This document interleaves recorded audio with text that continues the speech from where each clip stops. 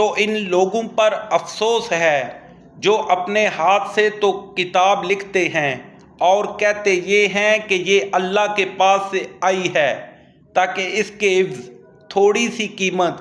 یعنی دنیاوی منفعت حاصل کریں۔ ان پر افسوس ہے اس لیے کہ بے اصل باتیں اپنے ہاتھ سے لکھتے ہیں، اور پھر ان پر افسوس ہے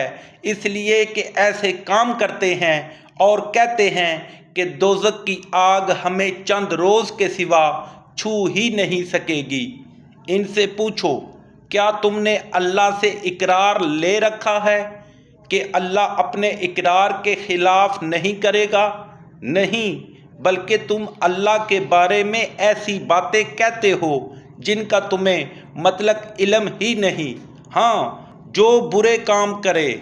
اور اس کے گناہ ہر طرف سے اس کو گھیر لیں تو ایسے لوگ دوزخ میں جانے والے ہیں اور ہمیشہ اس میں جلتے رہیں گے، اور جو ایمان لائیں اور نیک عمل کریں وہ جنت کے مالک ہوں گے اور ہمیشہ اس میں عیش کرتے رہیں گے۔